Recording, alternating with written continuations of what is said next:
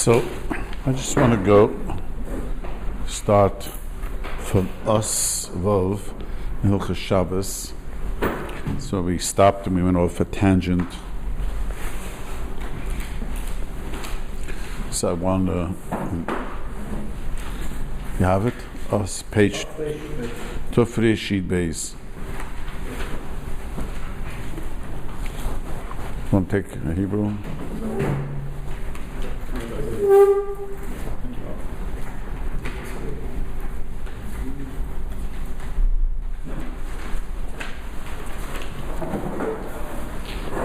So the Mechaber says, the Rab says like this: Nochem shetzuri alayuris, goyim coming to attack Jewish cities in Bual Iskemaman. All they want is money, coming from money. He says, "Ein mechanles Shabbos." Not supposed to be mechanles Shabbos. Guys coming for money, not supposed to be mechanles Shabbos. He says, "Vein bual iske nefushes," but they're coming to kill. Then I don't know how they knew the guy's only coming for money. Maybe it was someone. Someone told me in Jets, one of the smicha boys, he did his smich. He was a shliach in Argentina. So he tells me he was in a store, standing in a regular store. The guy walks in with a gun, and he asked everyone to take off the jewelry. And he said, I gave him a very sharp comment.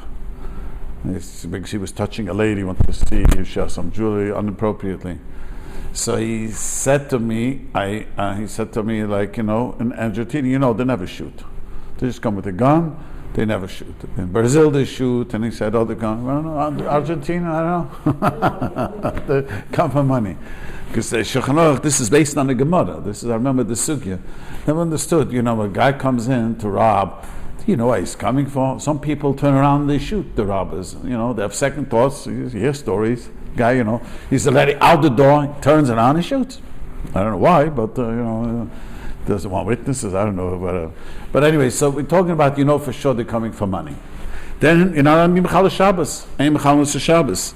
But if they come, there's a suffix given, they're coming to kill. We have no idea what they're coming. They never showed up. You hear they're coming. Yotzen, Aleyan, Beklezayin.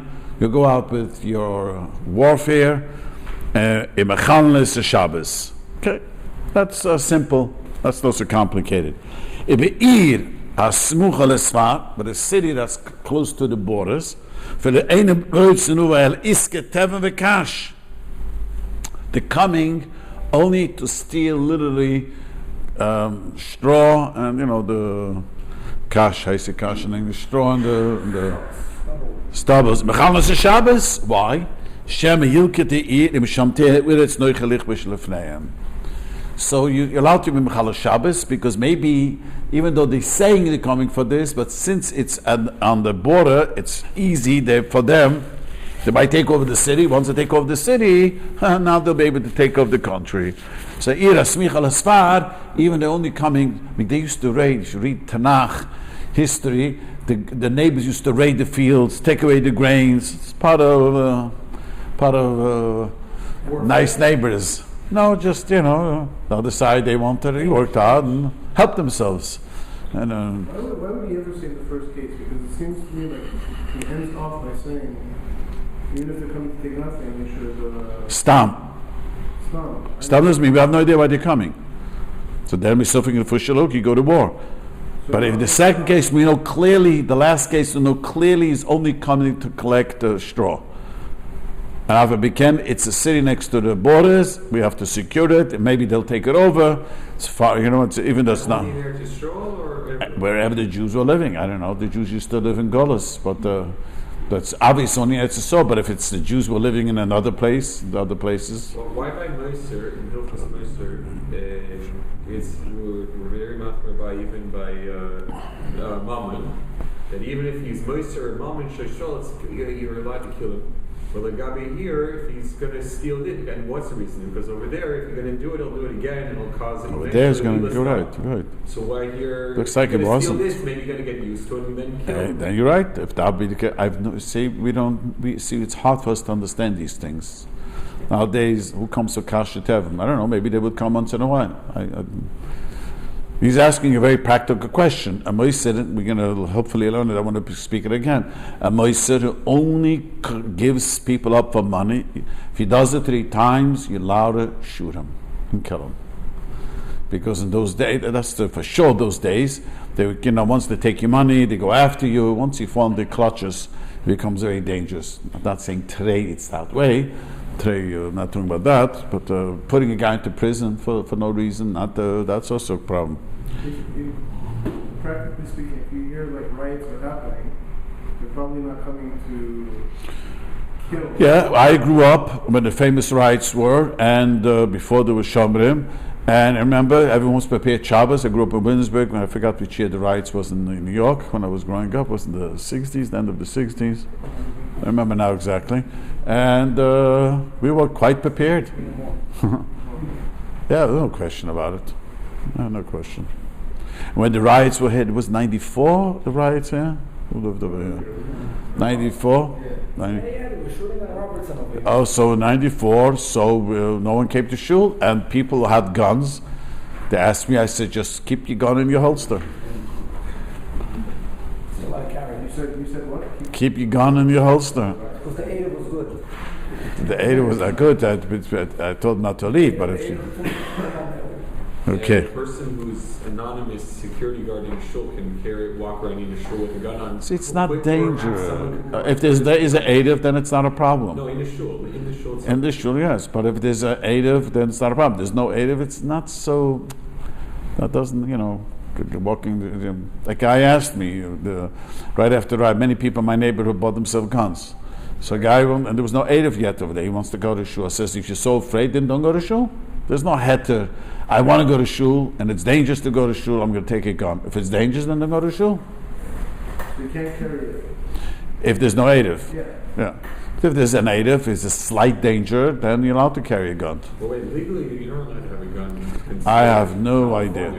Yeah, California. I don't think so. Florida, you need a license for concealed. That's another question. That's another question. Okay. I couldn't. If you don't hold by the hair, He's like a marshal. if you don't hold by the hair, can you carry the gun? Well, what does it mean not holding by the Eidah? This is very important. A Chabad guy asked me this week. You don't know what it means not to hold by the hair. Yeah, he doesn't even know. He said he made a Erev Chatzeros, and he made Erev Chatzeros with an egg. And someone tells him, no, you can't make it with an egg. I says, you made it. Of course I made a bracha. My rabbi said to make a bracha, but I thought you could make it with an egg. I says, no, first you have to do a challah. You're right, whoever told is no good. But second one, you don't need a native. They share a courtyard in my neighborhood. So you want to make one, don't make a bracha. I mean, In Los Angeles, you're saying you don't have to make so I'm saying if a person doesn't hold by the Eidah, it's a kosher Eidah, you're machmir, you don't want to use it. That's what it means. Suppose you're not going to use it, you want to carry a gun. So if it's slightly dangerous, yes, you carry a gun. If it's not slightly dangerous, then why carry it? I especially watched a video someone sent me the link that carrying a gun with a longer rekel doesn't help you. They explain it to you.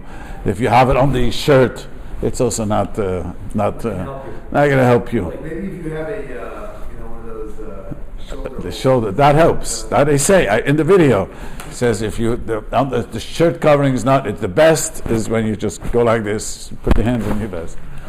I'm not joking. The 2 people in my shul said, Rabbi will pay for you. I want you to get a gun. Now, I know at times in your neighborhood, I've seen at times they have a police escort for the people.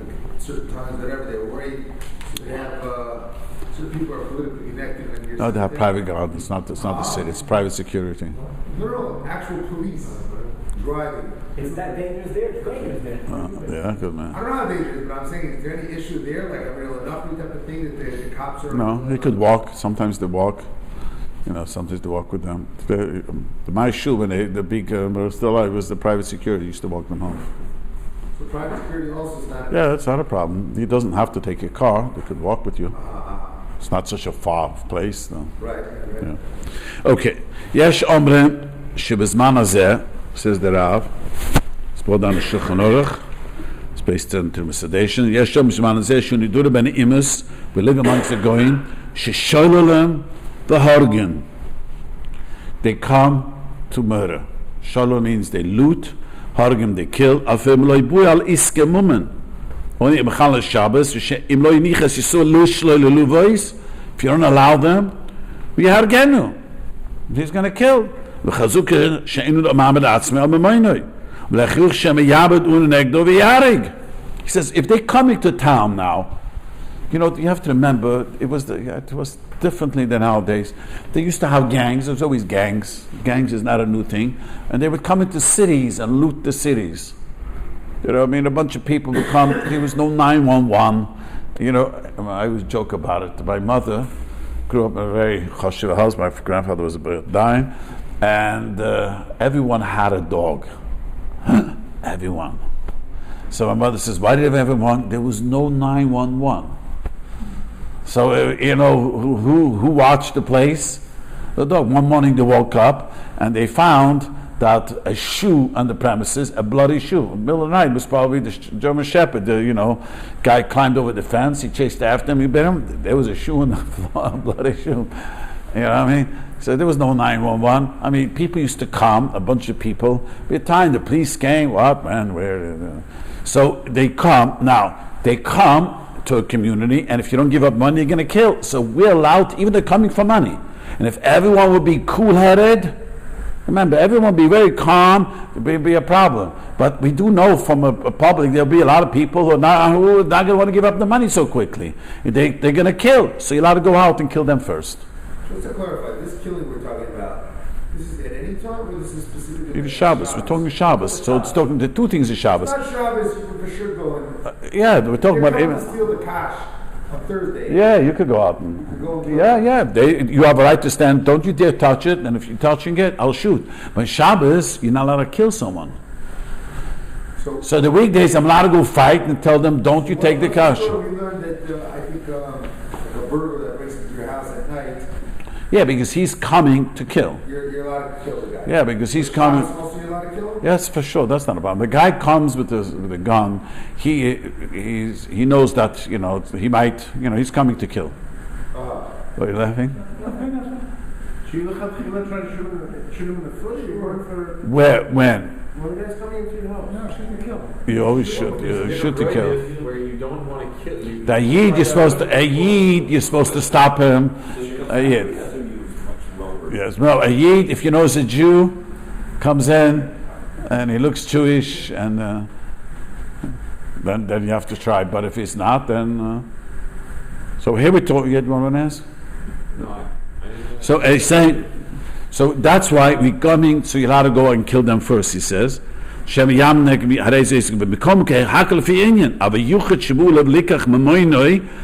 take his money.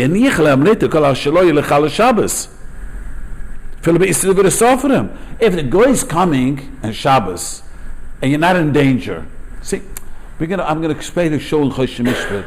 When a guy comes with a gun, it is always dangerous, and you're allowed to kill him because they come with a gun. We hear this all the time. The guy could turn around, and after he robbed you, turn around and shoot you. They hear this all sometimes, yes, sometimes not, but sometimes shocks me. You hear that he's by the door, turns around and shoots. That was shocking to me when I first heard such a story. And someone told me that's quite common. So now that's not the question over here. The question over here, guys coming in, without a gun, and he wants to steal from you. And if I don't pick up a fight, nothing would happen. If I tell the guy, take what you want, no fight, then he'll take, Shabbos. Let's say if I fight and I give him one good zetz and I knock him out, I bloody his nose, I'm over said the Rabbanon. So you can't be over said the Rabbanon, stop, take the money. Right. Let's say you are well trained and you can give him a zetz that he'll be knocked out. But knocking him out could cause him to bleed, probably, and the over at least an Issa the Rabbanon, Well, Draisa, if blood coming is a shalav, it's a Draisa. If you hit someone because blood is coming, the Rav, that's a suffix in the Rishonim.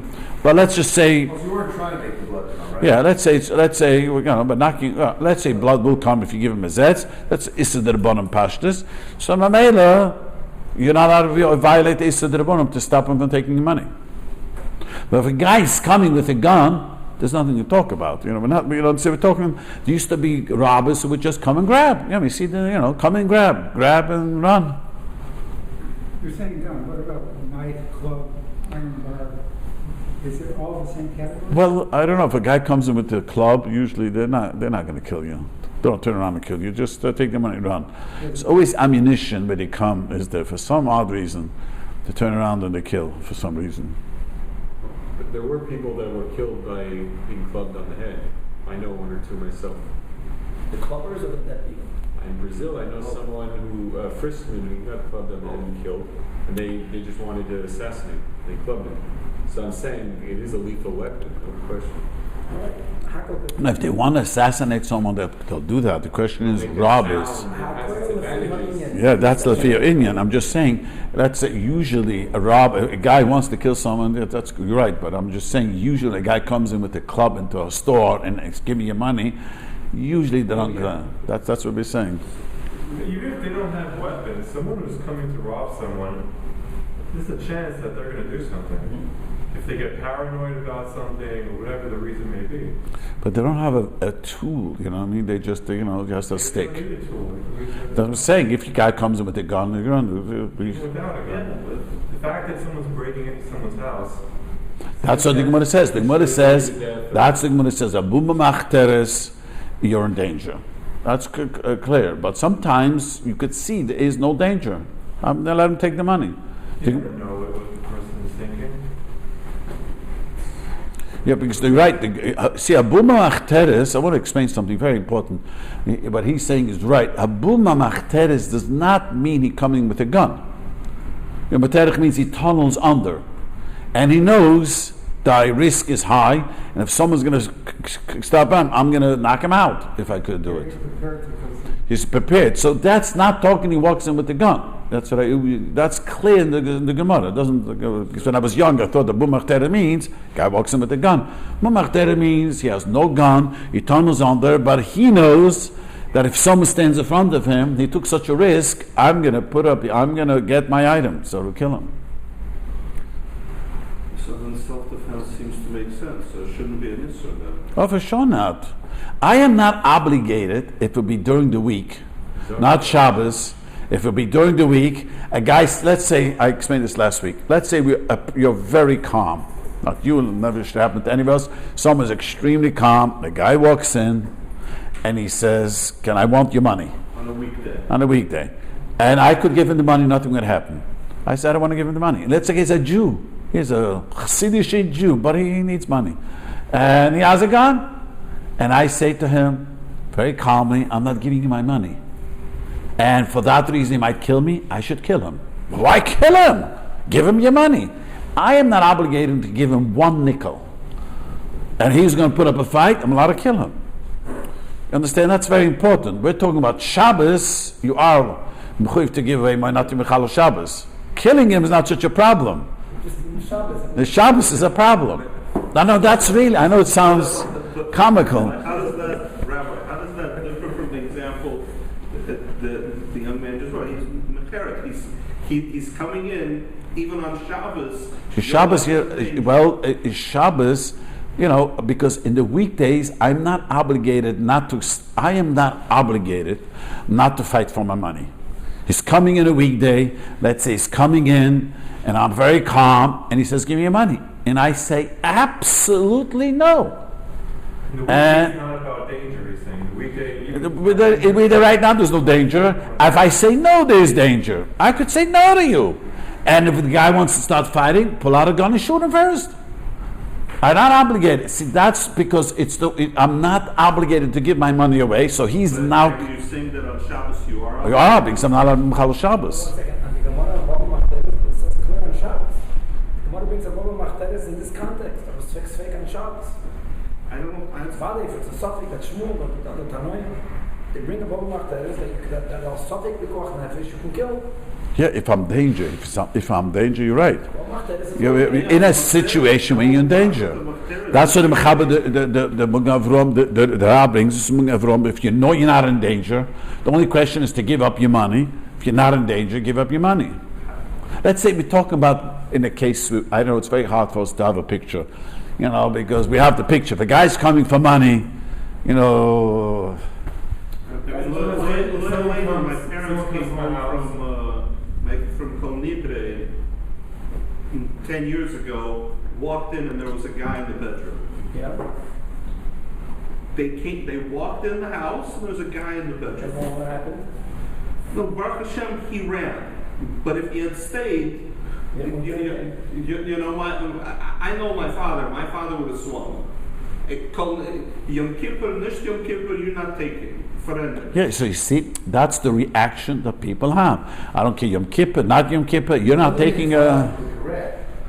Yeah, but the guy I understand, but my father's reaction wouldn't be because of the money. My father's reaction would be, you're endangering me and my wife. That's right. He would protect, if somebody mamish comes with a gun in the middle of the day and my mother wasn't there, you want my money, it's a no, gave the daughter.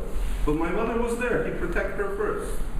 Yeah, I'm saying, we're not arguing. You're the same. No, I'm trying to. Yeah, I'm not trying arguing to with understand. I'm not using this as an argument on Yeah. you. So would you say if the person feels threatened at all, then he can... Okay, shoot. If nowadays, if a guy walks into a store with a gun, it's the first time I heard this in Argentina, they don't shoot. We know in America, your life is in danger. Everyone's life is in danger. Yeah, to me it sounds ridiculous. To me it sounded ridiculous. Someone walks in with a gun. If someone comes in and I judge them to be stronger than me, so I'm intimidated that they could do something if they want to. Can I shoot them? Yes, you're in Even if they're not danger. doing anything. If no, they're coming to steal, you're not obligated to give up. Shabbos, then let him take because nothing is going to happen. But I don't know that. He's stronger than me. I don't See, have any opportunity. that's why the Hakalafia Indian they cannot answer. Most often, when people don't come in armed, most often they grab and they run. That's most often. There are the ones who come in, they grab and just run. Most often, that's the case. If they come with the arm, that's when it's dangerous. What was the issue of the you mentioned? You mentioned the issue of the Rabbi. If someone, let's say you could knock him out cold, give him a zetz in the mouth. And what about killing him? What type of issue is that? Killing him is the dreis until it's a shama. So the Shabbos is a problem. You're killing him. Is that So if you No, if you know that there's no danger, give him my money, he'll leave, and that's not a problem. I was told by someone, usually bank robbers don't shoot. I don't know why. Not true. He says usually the stores. I don't know, a guy who told me he was taking reading about it. Said usually in the banks because they for some reason they have much more cameras, so they just want to take the money and run. You seldom, the only time they shoot, you get into a fight with them. Most often, he says, in the stores for some reason they come and they shoot. I don't know. I don't know the statistics. I just heard this from someone. More Where he opened the bank robbers and in the the banks. store. What did you say? In the banks, it's more sophisticated people that are coming to rob them. And a store is just a regular store. Right. Maybe that's what it is. Yes, that's why it is. Could be that's the reason. Okay.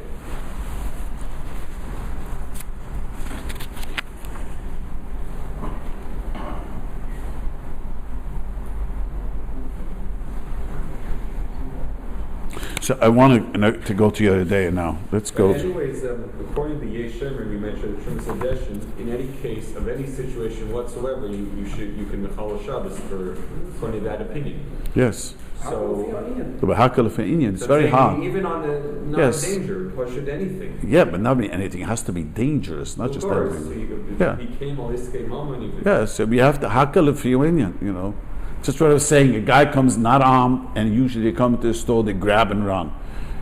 You can't call that, But he says because you live In the fruit store, a guy told me in the fruit store once, there was two ladies came. She was blocking. The storekeeper got him distracted, and her friend I grabbed a bag of potatoes, 2 bags of potatoes, and ran off. And I realized what happened, They needed potatoes. They need to make a potato It's not kugel. as dangerous. Like a woman who steals some bread Yeah. is not as dangerous. Usually as a man. not. Usually not. No, on Shabbos, can I instigate? If someone's robbing my house, can I instigate and say, what are you going to do if I stop you? Are you going to shoot me? And once they say yeah, Well, you Yeah. need to go to that. Yeah. Go well before you go.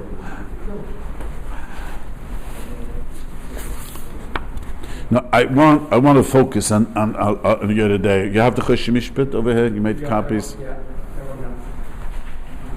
Look, it's Niskei Kuf. Design. So let's start with Siv Zayin. You have it, and that's the Chosh Mishpat part. Yes.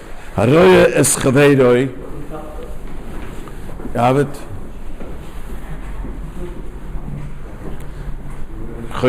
You have it, the Chosh Mishpat one. Haroya es chaveiroi tvei bayam. You see your friend unfortunately drowning in the ocean. By Istanbul Olov. Robbers are coming. V'yuchel hatziloi. You could save him. He ba'atzmoi. You could save him by himself. V'liskar acherim la'atziloi. You could hire others to save him. Chayev l'troyach. You're obligated to work. Liskar la'atziloi. You're obligated to save a person, to save his life, save him for money, loss of money. And then later collect the money if he has. But you're obligated to hire people to stop. But if he doesn't have money, you cannot, for that reason, say, I'm not going to save the person's life. Now, the Rav does not go into Dina Mumaris. Let me just explain. This lav, the Rambam says, goes even on money. That means if I tell you what happened in my neighborhood. It was 2 neighbors did not get along nicely. Happens to the best of us. Yeah, and looks like what happened was he went away for Sukkot, this young man, and the guy noticed there was water running out of his house. There was a leak. I'm not going to tell anyone anything. My neighbor. The guy had a terrible loss. And the guy was telling me years later, you know what important to get along with neighbors? I could have saved him a headache. He would have been nice to me. And I told him, you are over alav in the Torah. He said, what do you mean? Yeah. If you see your friend is having a loss, you got to put your feelings away. And, all you have to do is call a friend of theirs, a neighbor, get in touch with them. And there was a leak. What happened really was, I remember the water overflowed, and he ruined this whole carpet, the whole floor. He had to redo the floor itself. It was a big loss. So there's a lav in the Torah, the Samad Amrachel. That means you have to stop it. You know that Dina Shemayim, he has to pay. You know what Dina Shemayim means? We can't take him to the Torah, but Dina Shemayim, he has to pay him. If you could have stopped the loss, you did nothing, you have to pay him. Or you could save someone, the stress. Now, the Rav doesn't go into the question, let's say, I could stop it, it'll cost me a lot of money, he won't be able to pay me back.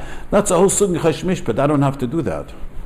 I don't have to lose money on the other person. The Rav is talking about saving the person's life.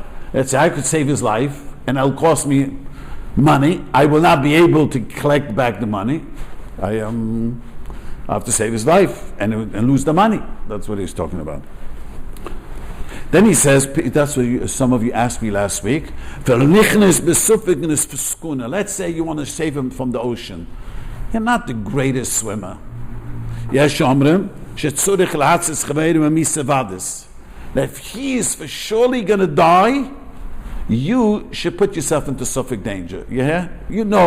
Person cannot swim. And if I don't jump in there, he's dead. But if I do jump in there, I might put myself into danger. So the Rav says, the Paskin's like the opinion that you are obligated. He says, the other Rishonim disagree. He says, you have a right to save your life. The Buddha Paskin's that way, that the Rabbi hold that you're not obligated to put yourself in the suffolk danger to save. This could be, let's say, car catching fire. and such a thing. You would try to save the life, and the whole car might just blow up at you. You hear such a story. The point is, he's saying that there's machlokes that to put yourself in a specific danger, are you obligated or not? The two opinions. So a fire person or a police officer, they know they're putting themselves into a danger, but there's a vade danger that they're preventing, or they could be saving someone's life, but they might. Is that also That's the machlokes. Yes, that is the machlokes. No, I have no obligation. That is the machlokes. But they are hired to do that. They So are what? hired to make an oath. Yeah, that's If they're obligated, no one says that they're prohibited to do it. So they Right. have to do it. It's nothing relevant.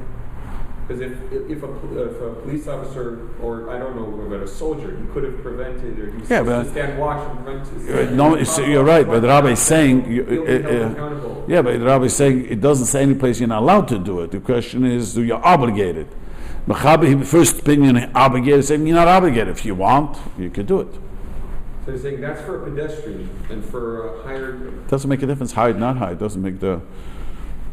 Because they maintain law and order in a way Yeah. that they should have even more of an obligation than a They pedestrian took should. that. Yeah. Keep what they understood. Yeah, up Halacha, it says if it's a suffix, you're allowed to. Right.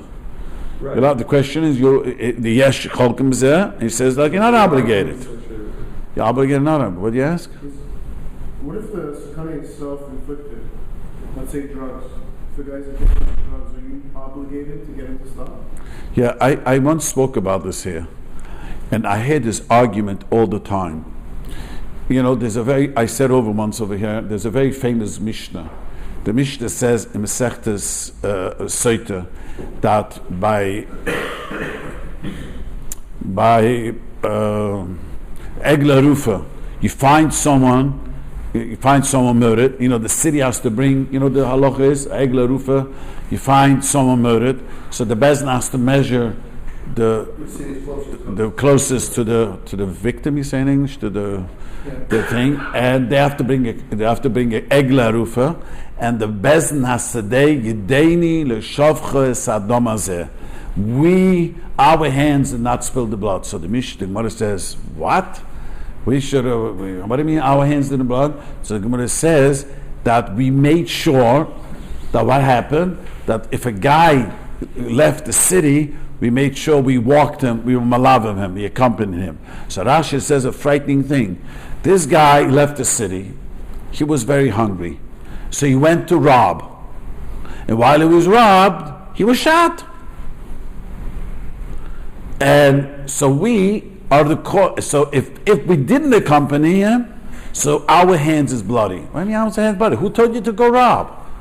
You should have gone knocking door to door and schnorr for a piece of bread. I mean, who asked you to go rob?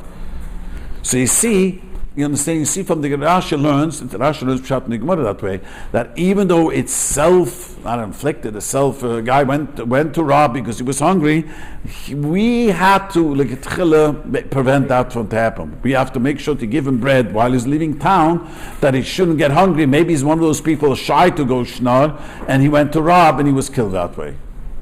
It's very frightening because people are, I spoke about this over here once, that people who molested sometimes kill themselves. So someone asked me, he killed himself? Who told him to get onto drugs and told him to OD? If he ODs, we are responsible for that. If we didn't stop, if we don't take care of him, we didn't stop molestation, all these things, we are responsible. So take a step further when we're discussing, can you be Mechalal Shabbos for that? If someone is self-afflicted, yes. The Moshe has a whole tshuva about this also. Moshe has a whole tshuva, and he says, "It's over poshet miyoid to get out to." He brings up Shlomo Kluge, said not. Moshe Feinstein has a long tshuva, and he says clearly. I don't remember what the case is, but someone asked him about this. Someone asked him. Yeah, someone asked him. A guy tried to commit suicide, and he was not successful. It's Shabbos. He shot himself. He tried to commit suicide. So are you allowed to be Mechalal Shabbos on him? So the Shoyel quotes it of Shlomo Kluge, says not. Moshe says it's impossible to say that. What about if there's a group of people, like I heard a story, there was a grenade that fell, and an Israeli soldier took his helmet, put it on top of the grenade, and he automatically caused himself to vadai die, but he saved a group of 5, 6 guys. This is a machlekes of saving one person. No, that is You're a gonna have great. group, you'll save That 7, 8, 10 guys. Is the same last week someone asked me, and let me just say briefly. This is a long sugya, but last when I left, someone else asked me. We asked Middle. Let me just say, there's a famous Gemara. There's a Gemara that says Haruga Lud. You know, there's a Gemara in Tanis. Haruga Lud. The Gemara says there's no one who could come into their mechitza. What happened? The princess, the king's daughter, was murdered, and of course, who was blamed? The Jews. And the king said, if no one comes forward, I'm going to kill all the Jews. And that was going to happen. So 2 brothers came forward and says, we killed them. And they were killed. And the Gemara says, where they are, no, even Rabbi Kiva v'Chaveirov, no, they join, I think the Gemara says, the same place, they sit in the same place that Rabbi Kiva v'Chaveirov. They save the city. Now the Gemara says, if a guy says, I want that person, if you don't give me that person, I'm going to kill you, the whole city. If the person is not Chayiv Misa, you're not allowed to give Machloikas, but we pass him not Chayiv Misa, you're not allowed, unless he's Chayiv Misa. He's obligated for that. Or they come to a city and they say, give us one girl, we just want to rape one girl. If not, we're going to rape the whole town. Rape the whole town, we don't giving one person up. But if someone volunteered, she saved the whole city, she has a big schar. Like the Harugalut, no one is obligated to come forward. But if you do, it's a great schar. It is 2 separate. That was Chumai Weissmandel's argument that he wanted, if someone volunteers, he's allowed to volunteer to kill himself to stop the murder of other people. His question was, he's murdering other people while he's doing it. If you're going to kill yourself by that, if you're going to be alone in the tunnel, kill yourself, how you say, a suicide bomber, and stop the killing, that's a great, great thing. The question was that he was going to give dynamite while the train at Tauber, blow up the cattle cars that the Jews were being carried to Auschwitz, but that's going to cause, my mother was in a cattle car and she survived. Not many, but I don't know how much percent it was murdered from the Hungarians, but 80% or 60, 70%, but there were people who survived Auschwitz. She worked, she survived. Okay, let's move on. You heard from Goyim, they want to do bad for the guy. They want to play a prank on him.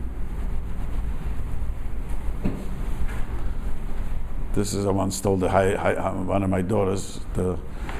So they want to prank. He didn't notify him. He could stop him, pay him with money. Even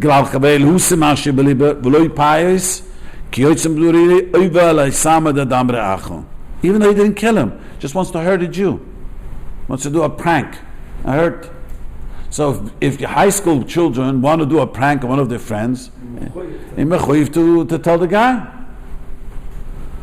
I don't remember the details, but this is a long time ago. These daughters are quite old, but I remember she had in high school there was such a story. The girls want to do a prank on one of the. Usually they want to do it on someone who they're jealous about. That's usually teenagers. But I remember telling her afterwards, even if you knew about it, you would have had to tell her. Physical prank or psychological? No, physical prank. I think a buckle of water was going to fall right into. Psychological is worse. I always tell people, what do you remember from your youth? The fighting that physical you felt with someone, or you remember the guy insulted me? But logically, it's probably more serious. No, it's not true. People would tell you it's much more. Someone told me many years ago that she's a Baal Shuvah, she's a professor. She says she was raped as a teenager, and then later, as she became a professor, someone said a whole baloney story about her that she, stole the information. She published a paper and it was how's it called, plagiarized, whatever they call it. And a whole story. It wasn't turned out to be, but that was much more hurtful. She said, because her name was washed, or the whole. The emotional pain sometimes is a lot worse. I know it's worse, but I thought halachically it was. Oh no. Amal pnei chaveiro Abraham, ein chelik olam haba. If you hit someone, yes, the chelik olam haba. You have to ask him mechila. I always tell this to people. You remember his youth. I remember I was an active guy. We used to fight. I remember that. I remember one guy insulted me. I was 9 years old. I remember. He was 2 years older than me, and we got into a fight. I beat him up, and so you didn't know what to do, so he insulted me. We were good friends, but I remember that. Other things I don't remember. That's the emotional pain you remember much quicker. Okay. Now, now this is very important, and the Rav as a Riches Gudel, he has a big chiddush. I'm going to try to explain it. For Yisur balaveris, kagamime lechel nevelis etiuven. Now let me explain what this means. Rabbi said, a guy eats nevelis etiuven means that he really does it only when he's hungry, sort of to say. That means it's not that I don't keep kosher, or I'm not makpid on this. You know, it's like someone says, I'm not makpid chol v'yisol. I try to calm a guy down because he says, you know, the poskim hold you allowed to. Don't, you know, he was walking around like he's a sheikh. Maybe you are because you grow up Chabad, but I told him, you know, that's also no good walking around thinking that eating chazer. That's a terrible feeling. But talking about the tshuva means a guy eats. You know, I remember how the Russians came out in 1981, next door neighbor. They kept everything. He refused to buy kosher meat. He said, "Are you kidding me? I pay so expensive for the meat." He was used to eating not kosher. So when he came to America, they kept Shabbos, and the daughter was the one who made them keep Shabbos. They kept Shabbos, and they would ask questions how to keep Shabbos. Kosher chicken? Are you paying 5 times? I don't remember how much. What are you doing? So we sponsored it. You know, we got people in the neighborhood to sponsor it. I remember, like, he couldn't do it. That's called the mimel. Okay, he's a tinik shenish, but you know, it's hard to do. But if a guy says, I have someone once asked me, her husband, I think things changed, when he was young, he would not eat kosher when he goes on business meetings. Finished. Not eat kosher. But he's a businessman, and he has meetings, so they go in restaurants. He would not kosher. No, he would eat not kosher. Which is the salad? Salad is not kosher. The rabbi is right. He knows the fish. People say, all I'm eating is fish. Double wrap. Double wrap. Why is he eating not kosher? Why is he eating? His wife begged me to speak to him about it. This was like a mishigas, honestly. Like in the house, he would never go business meeting. I don't know. And his wife told him, Pat sells good food and he does business over here. Go to Pat. It sounds like it's a psychological disability. Yeah, see, I want to say in Halacha is very important. We nowadays give labels for everyone. It's a psychological hang-up and this one. But the bottom line is, he's called a mimer. That's the bottom line. Because everyone who does, you know, we have there's some psychological reason behind it. Why people speak Lashon Hara, why this sure is. In the first case that you gave. But a guy who does it, even though it's a psychological thing, right, it is called a mimer. It's called a mimer l'tioven. Now, if he does it all the time, the Rav is later going to say, if you have a chance tonight to learn, then he becomes mimer l'achas. There's a famous Gemara, a roya behema daka. Let me explain what that means. A shepherd of behema daka, of I say daka, sheep and goats. I don't know how the word. You know, a guy, and he goes into others' fields. It's much easier and cheaper if he does it all the time, even though he's l'tioven. It's a big machlokes how to learn. The Rav has a chiddush about it. He does not learn like the Bes Yosef. He learns since he violates it all the time, even though he's doing it because it's convenient for him. It's not. You're not allowed to save his life. You're allowed to if he's in danger, let him die. If he was in a car accident, a tzol is not allowed to save his life. We'll get to it later.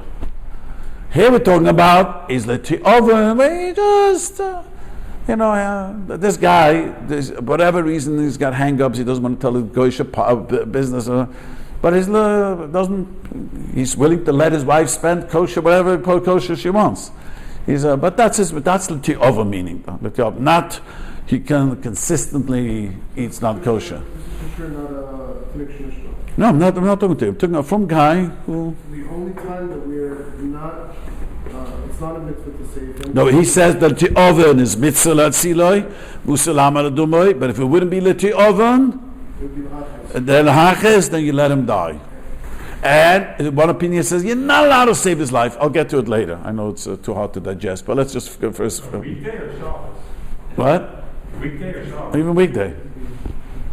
And we said last time, Achas means that he was once from and he became a. Yes. A guy threw away Yiddishkeit, lahachas, and he says, I met a guy on the plane. I don't understand. He went to Uman. On the way home from Uman, he ate non-kosher. He spoke high Yiddish, and the guy says to him, I have kosher food with me, but I'll give it to you. Was some Gedali would fly back. No, he says, no, I don't eat kosher. That was a Yiddish. I don't eat kosher. I'm going to give you half food. That's called Mimmer Lahachas. Shover Getevu Chadasira. We'll say later, the Rav says that's based on Galachas. People mean Lahachas means Shover Getera. We'll later get to it. Let's just. Guys that drop out of yeshiva and don't become non-frum. I don't know if a lot of them they never had, even though they were going to yeshiva, they're never so frum from the beginning. Like they were never in the system. They were in, but they were not in the system. Yeah, but they knew what Shabbos is. They knew what. But they don't like a. But no, they not don't understand and appreciate it the way that it's great. I do give a lot of credit. Chabad is sometimes very successful with these people bringing back Yiddishkeit. I know a Satmar guy. One of Chabad Shluchim brought him back here, and it's great. But Pitoida right now, he has a din of a Mimel Hachas that you can't be Mechal Shabbos on him. Even though there's hope, and maybe he'll wake up one day. Maybe sometimes they never wake up. There are people have ups and downs. No question, they go off and they come right back, and they're better than anyone else. There's no question about it. There's no question. I've met such people. There's some people that have a wholesome upbringing. There's some people that they were in the system, but they didn't have a wholesome upbringing. That's psychological talk again. That's nothing to do. It's not an excuse. A guy knows what Shabbos is, and knows what kosher is, and he abandoned it. So what's the difference by a guy who He's abandoned it? He knows what Shabbos is. Tinnik Shanishba thinks it's fanaticism. I ask people. He went to a Chabad That man doesn't mean nothing. I ask people, a lot of people who became from, how did you look at them? I asked a lot of people. Fanatics. What I'm saying is somebody who was from once, who was raised from, and now he just doesn't care. It's not that he's Achas. He just doesn't give a damn. That means, nothing. That's lahachas. That's through way Yiddishkeit. I don't want to eat kosher. I'm not interested in eating kosher. I'm not interested in keeping Shabbos. Even though it'll be easy, I'm not interested. A guy told me his sister fried out. But she watches movies on Shabbos. She closes the door, and they all know, she goes into the room, she's watching a movie now. Maybe you shouldn't change the channels.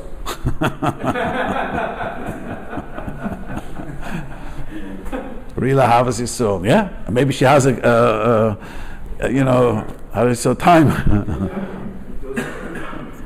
Everything is possible. We're talking about being realistic. I know it's really frightening, but and there are people.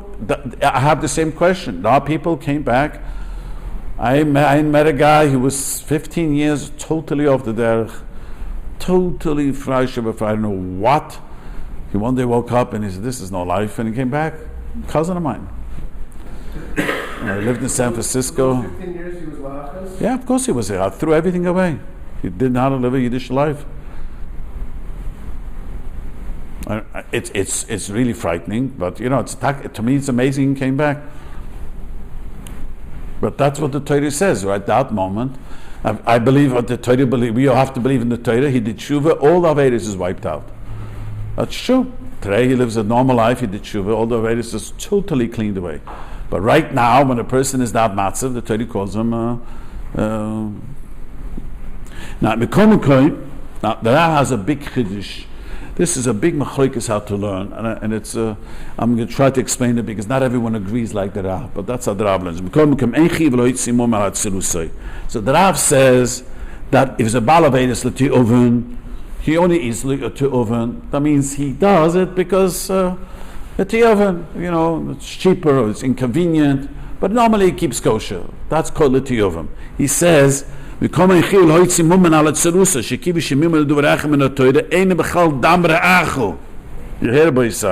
since it's a mimmer, he's not called your friend. I must say something frightening. So the Rishonim ask a kasha. Many of us speak Lashon Hara. Maybe in Chabad no one speaks Lashon Hara, but we do speak Lashon Hara. So Lashon Hara is a terrible avera. So there has to be, the Rishonim say, it has to be something that everyone keeps. Let's say if you would live in a society where no one speaks gossip, you speak gossip, you're right. Unfortunately, this is stepped on, and people are not makpid. So we can't call a guy who speaks Lashon Hara now Damreacho. You know what I mean? But if society would be known, the Gemara says in times of Achov, it's a very frightening Gemara. The famous story about Achov. The Gemara says, the Gemara asked a very famous question. Time of Achov, they went to war, and the Achov won every battle. Besides the last battle, the one wanted to die. David the Melech had big problems fighting the war. You know what the Gemara answers? In Achov time, no one spoke Lashon Hara. You know what the eye from the Gemara is? That Avadia hit 100 Nevi'im.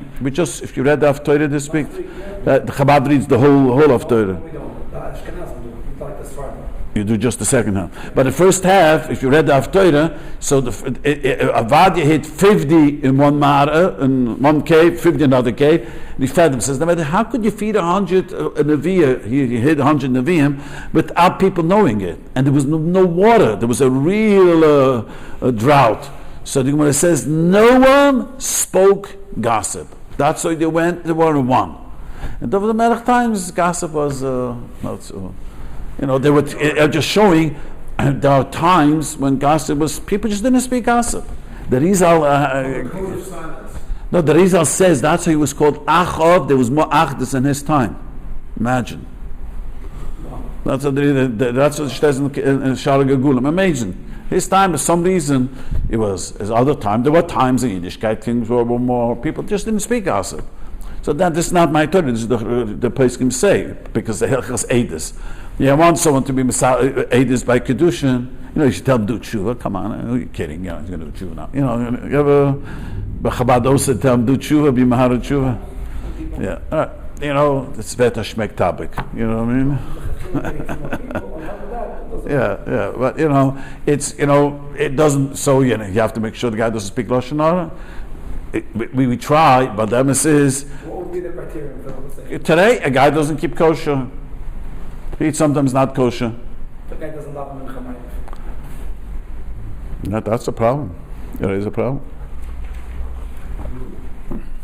That is a problem. What's the majority of Jews don't do that? Majority from Jews do. It has to be from Jews. Yes. No, I'm not talking about from the people who are showing the Torah mitzvahs.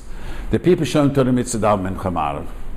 It has to be a doer, no? It has to be that people know that No. don't. Yeah. Maybe the majority don't, so then maybe about winning, okay. Nobody knows that I'm missing mincha marv on a consistent Don't let the rumor, the Welt tries to say Chabad is not part of Klal, so don't do that. The Chiddush is okay. If the Dam Chiddush, that's okay. That's just so terrible. No. He does not. Daven b'Yechid is not so terrible. Yeah. There are people. I remember when I'm beside the Kedushin, I try always, because there are people. Davening is not Shachris days. Once a day. That's enough. There are people that they don't understand that reading from the Siddur, that's not what really davening is. Davening has to be something greater, so they do not this and not that. Kreich mekan. Yeah. You asked something. I'm sorry. It has to be a doer that they don't daven mincha. Right? Yeah. It's not just though. So most of the time, who knows what people do or don't do? That's not true. I mean, a guy who wears a kippah, but he's not necessarily missing mincha marv. Like, I won't know what he does. When I was growing up, I grew up in a kehillah, and the Wiener Rav decided in the early 70s that shaving is an issa d'oraisa. You try it out. He held that shaving The place I grew up, the Rav. Also held on this. What did you say? Tzaddik also. Yeah, some tzedek also Silvish Gever, but yeah, it's a Draisa. Others disagreed with Tzemach, but he held the shaving machines nowadays is an Issa Draisa. Which I don't know. When people ask me, I always tell them, I don't know what the heter is. They quote the Moshe, the children. I challenge the children to explain it to me. If you learn the sugya, it's really frightening. I once had a big Talmud Chacham talks to me, Halacha. Said, why don't you one day sit down, learn the sugya of shaving? Then would come back. He used to come in his man, we learned the Levin. Came back, he says, I was shaken up. I was just shaken up. Yiddish, if you know Yiddish is a shteit of a hur. When you hear it, the whole thing is hanging in a hair. You know what I mean? So anyways, he researched it, and he didn't see what could be a hand. He wouldn't let any ed be, for his kahila. He was a very tough Rav. He wouldn't let anyone who shaves the beard not be a ed. So when I learned halachas, I was... If you have an option, be a witness under the chum. If someone is, you take the person. Yeah. I don't. If I'm a Sadik Kedushin, I most often don't let them choose who's the ed is. I demand there should be two Rabbanim. So, going back to kashrut, what about somebody eats paspalsa? Right? That's okay. See, that's very important. Dara pi halacha is a chumrah. You could be a Chabad, there's nothing to do, but you all agree it's a chumrah. And that's paspalta means bakery bread, which. They held that there's no heter. Moshe's heter doesn't apply if you disagreed with him. But I'm saying, but paspalta is just a chumrah, that just a minig. That's nothing. That's not in halacha. That's okay. We're talking about a guy. Let's say he eats bishul akim. Let's just say. I knew someone. It changed because his children grew up, and I know a wealthy person.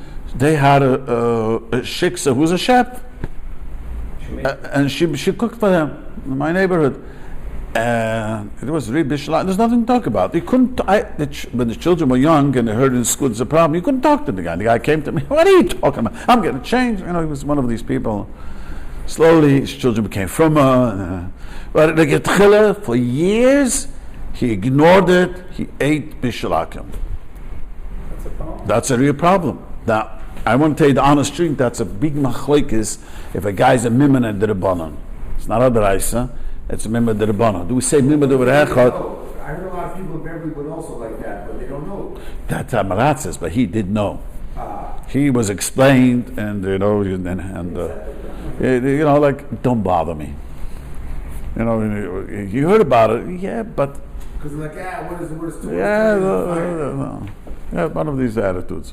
The same as you. But I'm going to look it up. But this is a huge talk because we're not talking at the Raisa. If I remember well, I have to look it up. But not everyone agrees with the Rabbanon. It's the Raisa. You follow? The what? If I say guy's a moment of the Rabbanon, let's say guy eats. If he can be an egg, that's yeah. If he could be an ed, or let's say he's called the member of the Echad. I'm just curious in these type of cases. So it seems obvious that if you had your choice of Aiden, you have a nice pool of fine Orthodox Jews, you'll choose the ones that whatever have the long beard and are not violating any of that. But let's say if you've got a slim pickings going on, right? So in such a case, does it mean that they're not kosher for Eidos, so you don't use Eidim at all? Or you say, hey, this is the best I got, let's go with that. You see what I'm saying? Yeah, you know what I do at weddings? I had once a wedding, I had this problem. I saw him not getting with the chassan, because the Kala wanted this friend. I said, I'm going to be an ed. I was going to be in. And I told there was a from guy over there, I said, do me a favor, just stand by come up, and you'll also be an ed. I thought the chassan, these two are going to be Eidim, but we only passing the kroivim. That anyone else wants to be an ed, it's also good in that. So I once did. Because the truth is, over here, one of the Edim had long hair. I don't know where. He's not from here. He's a good friend of his. They went to Cheder together. But he came to the wedding with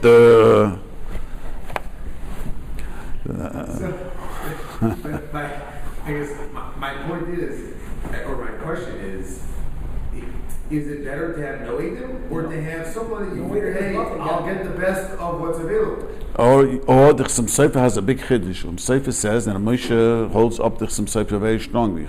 Sofer holds that if they were from people at the wedding, even though they did not see the giving of the ring, they also kosher Eidim. Yeah. Moshe holds it's a kosher Eidim. But if everybody that's there, you figure, are not davening Nechamayrav, and many of them not even Shabbos, is it I have to look it up. I would have to look it up again. I would have to check that. I don't remember now offhand. I had just now a late mamish this week. Yes, this week I had someone who called me up. They got married reform wedding. I spoke about a few weeks ago. Mamish this week, someone called me up, and I asked them, how did the reform rabbi do the wedding? So this reform rabbi did whatever I asked him. I wanted it. He's an Israeli. I told him I want to make it Israeli style. I'm going to give her a ring. Big Amar. He thought that's the Israeli style. Yeah, you want to do this one. So I asked him what the from people, who was the Edom? He says he doesn't think there was Edom. Doesn't remember there should be Edom. He looked on the video and can't tell who was Edom. But he did it to the style. They gave him the ring. So there were the rabbi announced, and now the husband's going to give a ring to her. They were according to some Sefer. He said there were two non-relatives who were Shomi Shabbos at the wedding. He said at least two. According to Sefer, she's an Eishes Ish. I begged him to give her a get. They got separated a long time, and he gave her a civil divorce. But I told him, give a get. Because Sefer holds she's an Eishes Ish. And Moshe agrees to this. Many Achronim agreed to this.